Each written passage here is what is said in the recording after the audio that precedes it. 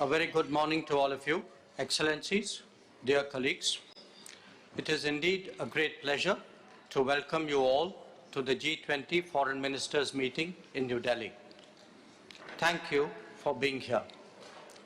Before I commence proceedings, let us observe a minute of silence in memory of the many who lost their lives in the devastating earthquake that hit Turkey and Syria. Our deepest condolences to the bereaved families. Excellencies, may we all please rise.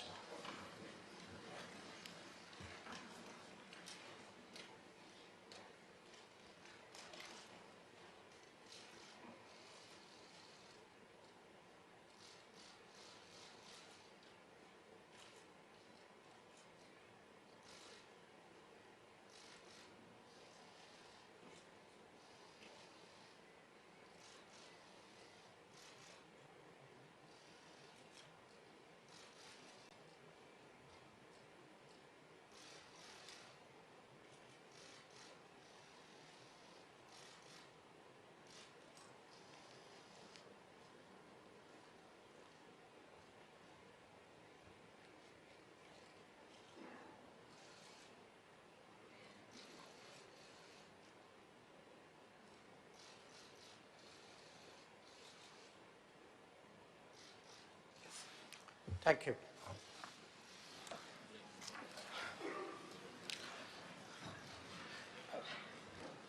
We will begin this meeting with a special message from Prime Minister Narendra Modi. India's G20 presidency's preparations and approach are driven very much by his vision. I request your attention to the video message on the screen. Foreign ministers, head of international organizations, excellencies, I welcome you to India for the G20 foreign ministers meeting. India has selected the theme of One Earth, One Family, One Future for its G20 presidency. It signals the need for unity of purpose and unity of action. I hope that your meeting today will reflect the spirit of coming together for achieving common and concrete objectives. Excellencies, we must all acknowledge that multilateralism is in crisis today. The architecture of global governance created after the Second World War was to serve two functions. First, to prevent future wars by balancing competing interests. Second, to foster international cooperation on issues of common interests. The experience of the last few years, financial crisis, climate change, pandemic, terrorism, and wars clearly shows that global governance has failed in both its mandates. We must also admit that the tragic consequences of this failure are being faced most of all by the developing countries. After years of progress, we are at risk today of moving back on the sustainable development goals. many developing countries are struggling with unsustainable debt while trying to ensure food and energy security for their people.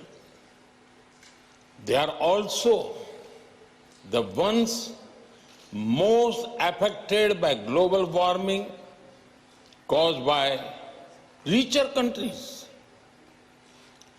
This is why India's G20 presidency has tried to give a voice to the global south. No group can claim global leadership without listening to those most affected by its decisions. Excellencies, you are meeting at a time of deep global divisions. As Foreign Minister, it is but natural that your discussions are affected by the geopolitical tensions of the day. We all have our positions and our perspectives on how this tension should be resolved. However, at the leading economies of the world, we also have a responsibility toward those who are not in this room. The world looks upon the G20 to ease the challenges of growth, development, economic resilience, disaster resilience, financial stability, transnational crime, corruption, terrorism, and food and energy security. In all these areas, the G20 has capacity to build consensus and deliver concrete results. We should not allow issues that we cannot resolve together to come in the way of those we can. As you meet in the land of Gandhi and the Buddha, I pray that you will draw inspiration from India's civilizational ethos to focus not on what divides us, but on what unites us. Excellencies, in recent times, we have seen the most disastrous pandemic of a century. We have witnessed thousands of lives lost in natural disasters. We have seen global supply chains break down during times of stress. We have seen stable economies suddenly overwhelmed by debt and financial crisis. These experiences clearly show the need for resilience in our societies, in our economies, in our healthcare systems, and in our infrastructure. The G20 has a critical role to play in finding the right balance between growth and efficiency on one hand and resilience on the other. We can reach this balance more easily by working together. That is why your meeting is important. I have full trust in your collective wisdom and ability. I am sure that today's meeting will be ambitious, inclusive, action-oriented, and will rise above differences. I thank you and wish you all the best for a productive meeting.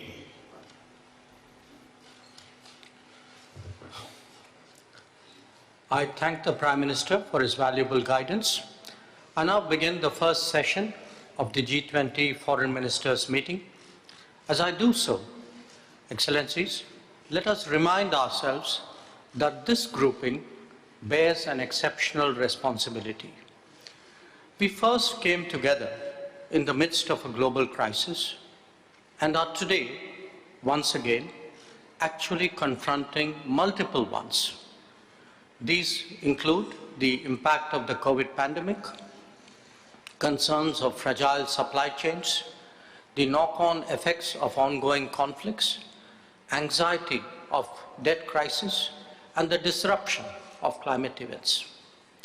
In considering these issues, we may not always be of one mind. In fact, there are some matters of sharp differences of opinions and views. Yet, we must find common ground and provide direction because that is what the world expects of us. Colleagues, as we look ahead, there are both pressing and more systemic challenges that we all confront. The future of multilateralism depends very much on our ability to strengthen it in a changing world. Food and energy security are immediate anxieties magnified by recent events.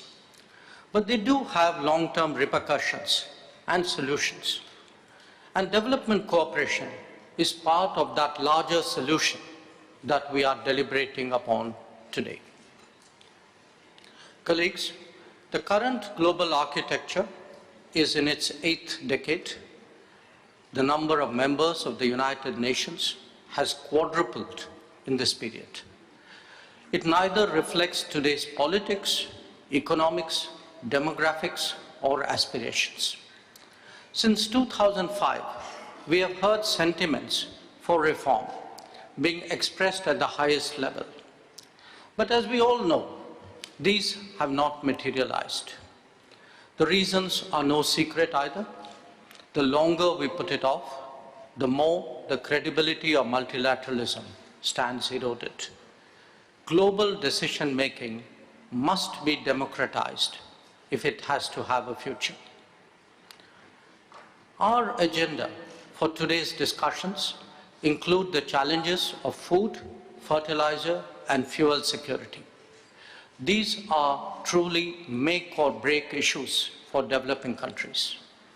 We heard their concerns directly in January this year through the Voice of Global South Summit. Such issues should not be relegated to the periphery of the international discourse. They are, in fact, crucial to the global economy and must be treated as such. Indeed, we urge that they be central to any decision-making. Along with that, the world must also strive for more reliable and resilient supply chains. Recent experience has underlined the risks of being dependent on limited geographies. Excellencies, all of us, individually and collectively, have an obligation to contribute to international growth and prosperity. They are implemented through sustainable partnerships and goodwill initiatives. On its part, India has undertaken development projects in 78 countries and has actively encouraged exchanges and capability building. During the COVID pandemic, we made a conscious effort at contributing to global solutions, even while looking after our own. Today's situation demands that we continue to live up to our international responsibilities. The G20 must be sensitive to the priorities and economic concerns of all our partners, especially those more vulnerable. We must ensure demand-driven and sustainable development cooperation based on country ownership and transparency. Respect for sovereignty and territorial integrity are essential guiding principles for such cooperation. Excellencies, as G20 foreign ministers, we can send a collective message affirming our determination to address the complex challenges that we face at this juncture.